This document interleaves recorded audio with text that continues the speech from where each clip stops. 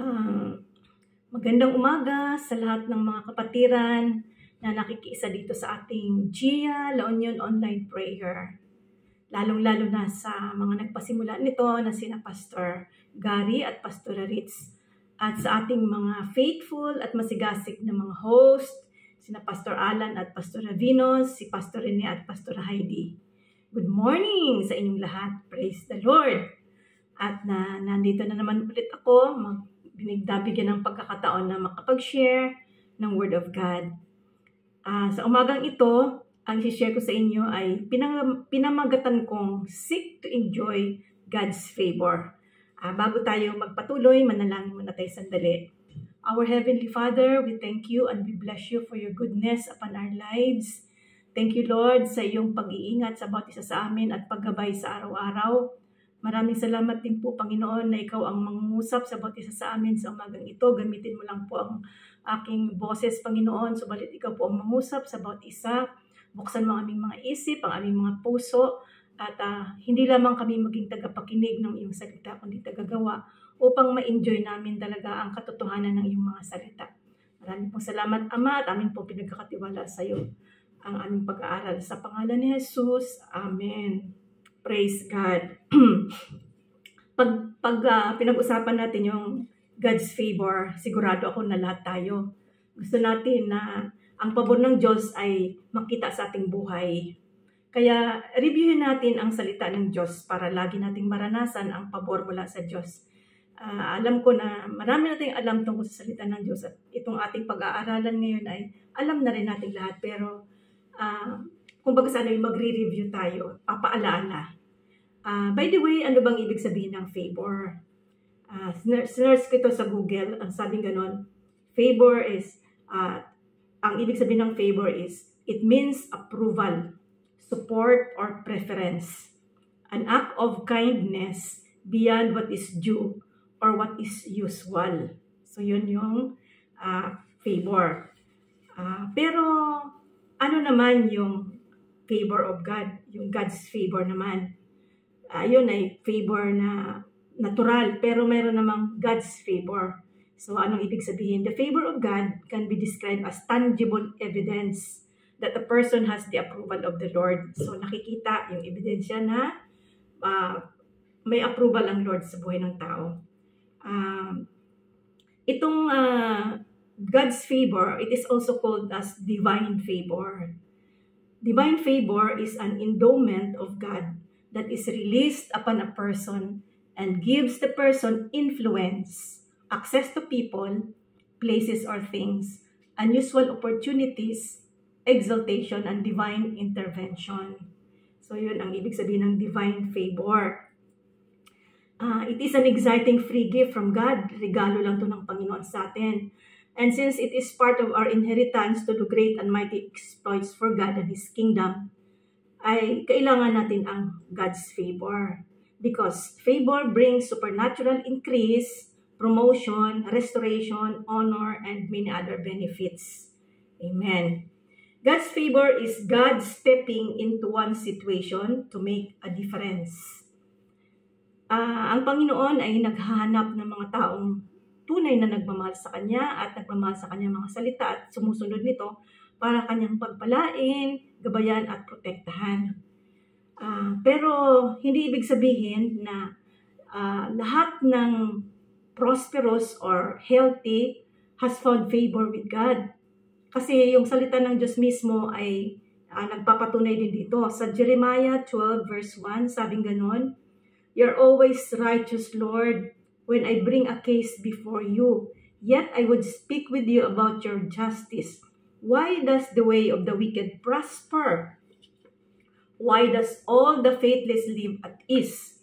So, si Jeremiah mismo ay nakita niya na yung mga hindi man maka-Diyos ay pinaprosper. Sa Psalm 37 verse 7, sabi nga naman, "Be still before the Lord and wait patiently for Him." So, hintayin lang natin ang Panginoon kasi sabi nga nun, "Do not fret when people succeed in their ways, when they carry out their wicked schemes." So, ibig sabihin, marami talagang mga pinagpapala sa mundo simingli, mayayaman sila, lahat na kailangan nila nandoon, healthy sila. Pero sabing ganun, huwag daw nating kainggitan yon. Let us wait patiently for God dahil ang ating Diyos hindi naman tayo pababayaan. So, hindi ibig sabihin lahat ng prosperous at healthy ay may favor. O hindi naman ibig sabihin na kapag ikaw ay nagsasuffer ng mga difficulties ay wala kang favor ng Lord. Kasi yung mga tao sa Bible, karamihan din sa kanila nakikita natin, nababasa natin, they have God's favor, but they suffered hardships. Doon sa 2 Corinthians 6:4-5, ito yung mga New Testament believers, sabi ganun, rather, as servants of God, we commend ourselves in every way, in great endurance, in troubles, hardships, and distresses, in beatings, imprisonments, and riots, in hard work, sleepless nights, and hunger. So, yun ang mga naranasan nila. Sa Old Testament naman, sina Noah, naranasan ng difficulties, si Moses, si Daniel, si Joseph, at marami pang iba. They struggled with so much difficulties, but yet they are favored by God.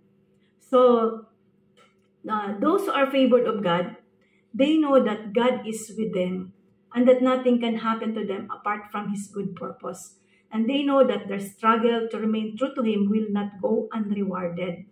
Diba sabi sa Romans 8:28, for God works all things together for good for them that love the Lord. So kahit maraming mga struggles, maraming mga difficulties, just go on, mga kapatid. Basta't ang favor ng Lord nasa sa atin, darating na ang panahon na makikita natin yung dahilan kung bakit tayo nagdadanas ng ganito. At magmamanifest yung favor ng Lord sa atin sa takdang panahon. Tingnan natin yung mga ilang scripture verses, no, about God's favor. Tatlo lang tong aking nilista. Sa Psalm 84 verse 11, ito one of my favorite verses, no? For the Lord is a sun and shield. The Lord bestows favor and honor. Nagbibigay ng favor and honor ang Lord. And then, itong sabi, no good thing does He withhold from those whose walk is blameless. So, wala talagang ipagkakait ang Panginoong mabuti para sa mga lumalakad ng matuwid sa Kanya. At nagbibigay siya ng favor and honor. Sa Psalm 5 verse 12, sabing ganun, surely Lord, you bless the righteous. You surround them with your favor as with a shield. Ayan, kaya sikapin nating mabuhay ng righteous in the sight of the Lord. Para yung favor ng Lord ay para daw na shield, pananggalang sa atin. And sa Psalm 30 verse 5, ang sabi ganon, for His anger lasts only a moment, but His favor lasts a lifetime. So, walang patid, papatuloy, may forever si Lord na favor sa atin. Kaya, ma-assure tayo na hindi tayo pababayaan ng Panginoon. Kung nagsasuffer man tayo ng mga difficulties, ay panahon lang yan. Darating ang panahon na yung favor ng Lord ay marirelease at makikita natin yung mga pagpapala ng Diyos na nakalaan para sa atin. Now, ano ba ang purpose ng God's favor? Bakit nagbibigay ng pabor ang Diyos sa atin? God's favor is for a purpose. It is to empower us to accomplish God's purposes. So, binigyan ng Lord pala, regalo kasi itong favor. Hindi para itago natin, but for us to do something to glorify the Lord. Kasi it empowers us to accomplish God's purposes. We receive blessings, so we can also be a blessing to others. Dito makita natin sa Bible, no? Maraming mga example dito ng favor of God, pero ang napili ko is si Joseph. Blessed na blessed kasi ako dito sa buhay ni Joseph. Isa siyang magandang example ng favor ng God na nakita sa kanyang buhay. Ilang mga talata lang itong pinili ko. Sa Genesis chapter 39 verse 2, ang sabing ganon, and God was with Joseph so that he prospered. So, dahil ang Panginoon na kay Joseph, di ba, pinagbili siya ng mga kapatid niya, at dinala siya sa Egypt, at ginawa siyang katulong ni Potiphar. Pinagbili siya kay Potiphar na captain of the guard. And then, sa verse 3, sabi ganon, Potiphar saw that the Lord was with Joseph and gave him success in everything he did. So kung ang favor ng Lord pala nasa sayo, ang pagpapala ng Diyos nasa sayo, na-observe doon ng ibang tao, nakita ito ni Potiphar na si Joseph ay may favor sa Panginoon at may successful lahat ng kanyang ginagawa. So sa verse 4, sabi ganon, and Joseph found favor in Potiphar's eyes and became his attendant, put him in charge of his household, and entrusted to his care everything he owned. So pagka may favor ka na ng Lord, nagkakaroon din ito ng manifestation sa mga tao sa palibot mo. Ang favor ng God ay nagtatranscend sa mga tao. Kamukha nun, ang favor ng God na kay Joseph, nagtranscend ito kay Potiphar. Kaya si Potiphar din, may favor siya kay Joseph. So ang isang mere nakatulong na alipin ay biglang umasenso, biglang na-promote, no? Ginawa siyang assistant, naging attendant na siya, at tagapamahala talaga ng buong sambahayan niya. Verse 5, from the time he put him in charge of his household and of all that he owned, the Lord blessed the household of the Egyptian because of Joseph. Ayun na naman, pinagpala. Ang nakakatuwa, alam nyo, pagka may favor ang God sa isang tao, sa isang Kristiyano, nahahawaan pa o nabibless pa yung iba. Kasi dito, si Potiphar, na-bless siya ng Lord dahil kay Joseph, because of Joseph. The blessing of the Lord was on everything Potiphar had, both in the house and in the field, because of Joseph. Dahil kay Joseph. Kitang-kita ito ni Potiphar, no? So napaka mahalaga pala itong favor ng God na pag nag-ooperate sa ating buhay. Hindi lang tayo ang nabibless o hindi lang tayo ang nakikinabang, kundi yung ibang tao din nakikinabang din sila. Pinagpala si Potiphar ng Diyos ng dahil kay Joseph. So sana ang ating buhay din ay punong-puno din tayo ng favor ng God para yung mga tao sa palibot natin, yung ating family, yung ating blood family, ating spiritual family, ating kaibigan, o mga kamag-anak, o sino pa man, ay mabless din because of us. Amen? Di ba? Maganda yung channel tayo ng blessing kaysa yung palamuti lang tayo. Mas maganda yung ginagamit tayo ng Panginoon. And then sa verse 20b, yung karugtong, sabing ganun. But kasi ang nangyari dito, no, nagkaroon ng trials si Joseph dahil yung asawa ni Potiphar ay tinutukso siya. Pero si Joseph umiwas at dumating sa punto na nagalit si Potiphar dahil nagsumbong yung asawa niya ng maling report na sinabi nga pinagtangkaan daw siya, hindi naman. Kaya si Joseph ay nakulong. So nakulong siya doon sa kulungan ng mga tauhan ng hari. Sabi ganoon sa verse 20, but while Joseph was there in the prison, the Lord was with him. He showed him kindness and granted him favor in the eyes of the prison warden. Oh, ayun na naman. Sunod ng sunod ang favor ng Lord kay Joseph. Kasi God was with Joseph. Kapag ang Panginoon ay kasama mo, yung favor ng Panginoon kasama din doon. So, inapakahalaga na lagi nating hanapin ang presensya ng Panginoon na kasama natin. Kasi kapag kasama natin ang presensya ng Panginoon, ang favor niya naroon din. Kasi ito ang nangyayari sa buhay ni Joseph. And then sa verse 23, sabing ganon, the warden paid no attention to anything under Joseph's care because the Lord was with Joseph and gave him success in whatever he did. Yan, praise the Lord. Kapag ang favor ng Lord nasa sa atin, binibigyan ng success lahat ng ating mga ginagawa. Nagiging successful, kagaya ni Joseph. So, from a mere slave, he was promoted to be attendant of or assistant of Potiphar. And then, bumaba uli, naging prisoner. Pero, itinaas uli. Kung baga sa binababa siya ng kalaban, pero ang Diyos itinataas siya. Tayo din maaaring nakakaranas tayo. Ibinababa tayo lagi ng kalaban. Ibinabagsak tayo kung ano-anong mga nangyayari sa ating buhay. Pero kapag lagi nating hinahanap ang presensya ng Diyos, we always seek the presence of the Lord and His favor. Itataas at itataas tayo ng Panginoon. Just like Joseph, itinaas na naman siya. Naging assistant warden na siya. At yun ang naging stepping stone para makaakyat siya sa palasyo, para maging governor siya of Egypt. Amen? Pero, bago nangyari yon, marami siyang trials na pinagdaanan, maraming hirap.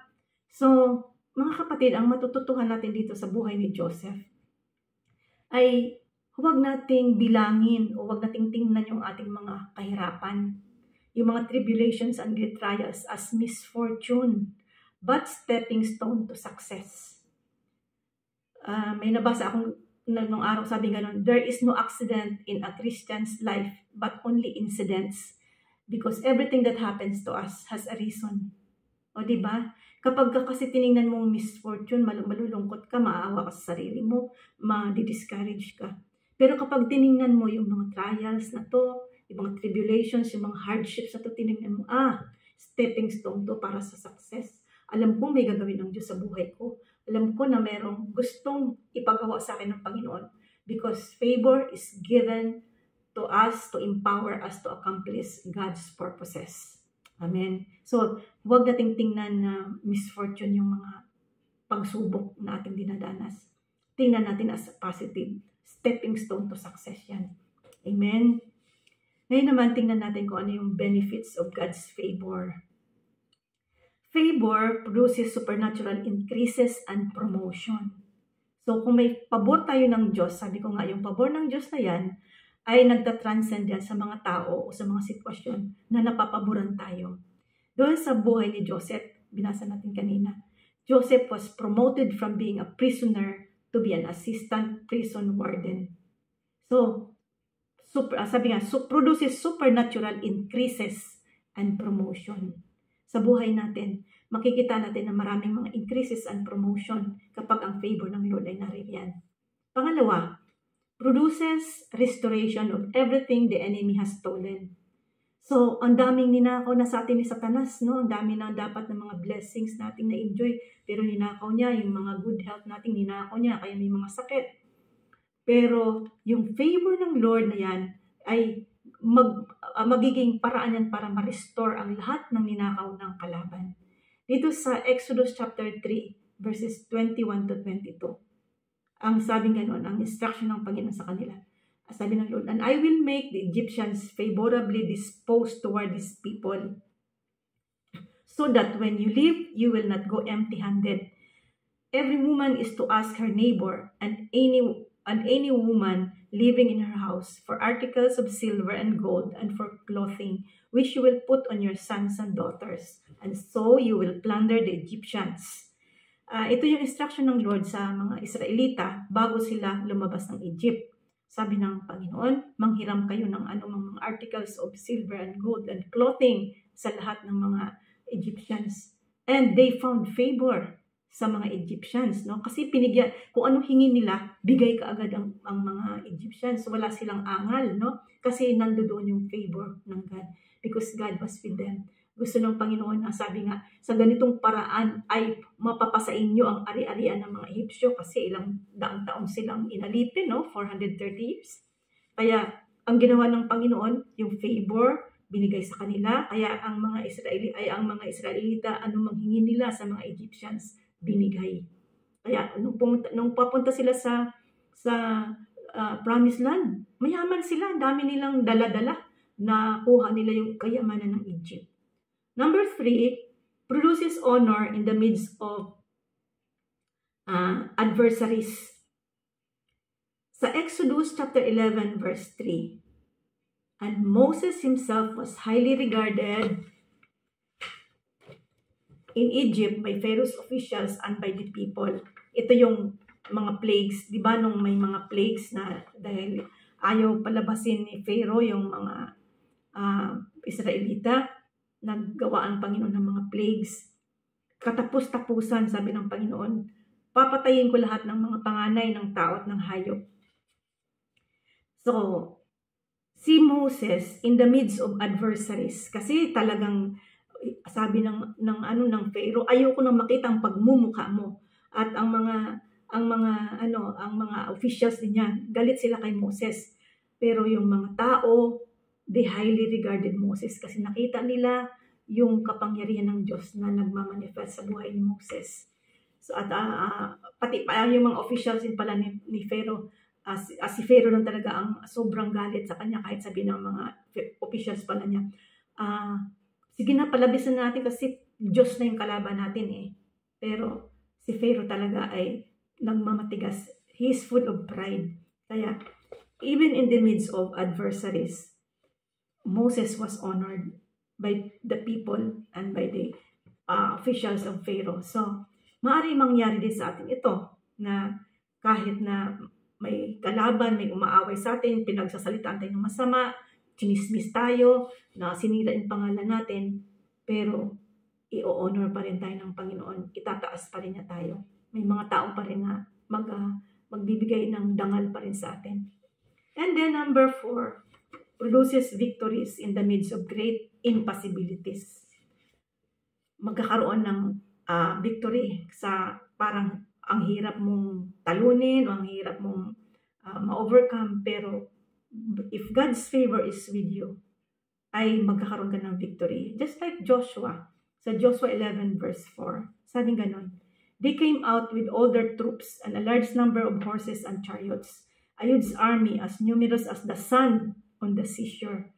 So yung mga kalaban nila, nung kukonquer na nila yung promised land, ay ang daming, 7, ites eh. So nagsama-sama itong mga kalaban. At sabing ganun, ang dami nila as the sand on the seashore.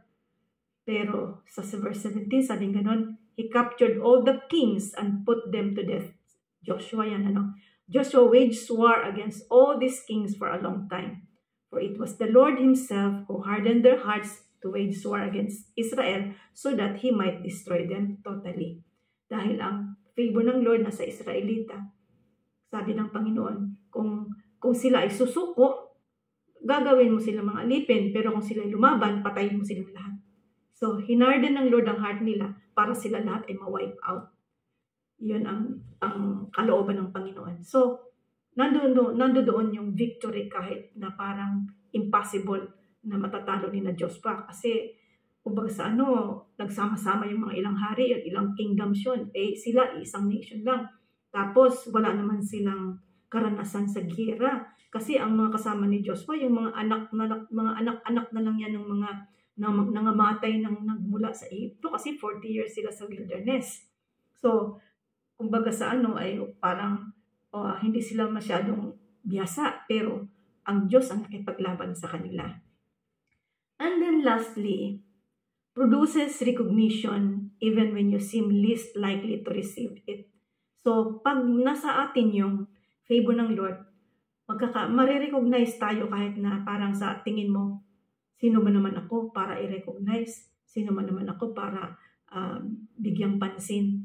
Dito sa 1 Samuel chapter 16 verse 22, sabi ganon, Then Saul sent word to Jesse saying, Allow David to remain in my service, for I am pleased with him. So ito yung, sino ba to si David nung time na yon? Anak lang siya ni Jesse at siya isang pastol. Nobody pa siya. Pero, ang sitwasyon kasi dito, tinanggihan na ng Diyos si Saul bilang hari because nag-disobey siya sa Lord. So, may time na pinapasok siya ng evil spirit at sabi ng mga officials niya, maghanap kayo ng tagatugtog ng lyre para tugtugan kayo, lalayas yung masamang espiritu. At sabi ng isa, ay alam ko yung anak ni Jesse, sabi niya, yung bunsong anak ni Jesse, marunong yun. So, pinakuha si David. At pagka, tumutugtog siya kapag pinapasok ng evil spirit si Saul, at nagustuhan siya, nagkaroon ng favor siya kay Saul, na sinama siya sa kanyang army, sa kanyang service. No? He was with him in the palace. So, nakita natin dito na napakaganda ng mga benefits kapag ang favor ng Lord ay nasa atin. So, i-desire natin na ang favor ng Lord ay lagi mapasa atin. So, sabi ko nga, paano ang favor ng Lord? Kapag ang presence ng Lord ay lagi natin kasama, nandoon din ang favor niya. So, hanapin natin ang presence ng Lord at kasunod doon ang favor niya. Magpuproduce sa atin ng supernatural increase and promotion. Maranasan natin mga supernatural increase and promotion sa ating buhay. Magkaroon tayo ng ma-restore yung mga ninakaw ni Satanas. Tapos i-honor tayo in the midst of adversaries. Magkakaroon tayo ng mga victory sa mga impossibilities, yung parang hindi ko akalain. yun pala ay mananalo ako, magtatagumpay pala ako. O kaya naman, i-recognize tayo sa mga panahong parang sino ba ako sa isipin mo? Sino ba ako? I am nothing, pero ni-recognize. So, paano natin magigain ang favor ng Lord? Napakahalaga that we must love and honor God with our time, our money, our service and sacrifices. So kapag ganyan ang puso natin, yung favor ng Lord nasa sa atin. And a form of honor is spending time with God in our daily activities, especially our quiet time at saka araw-araw natin ginagawa. Yun bang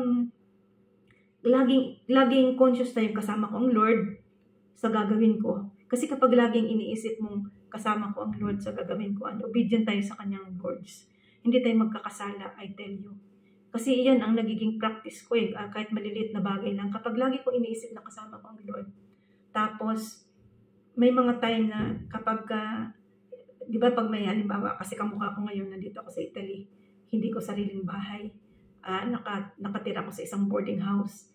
Minsan, kahit yung mga tissue paper, minsan pagka mag-CR ka, ay yung mga tissue paper ng kasama mo, may time na nalito ako kasi may bulak, ayaw kasi yung ginagamit yung hindi akin. Gusto ko yung, kung ano yung akin yun ang gamit. Ayaw kong ginagamit ng iba, okay lang na gamitin yung akin. Pero ako, basta ayaw kong ginagamit yung hindi akin. Kasi na-implant sa mind ko yun na kapag hindi akin at kinuha ko nang walang paalam, ay parang feeling ko nagnakaw ako. Ganun ang prinsipyo ko. Kaya ayaw ko yung ganun.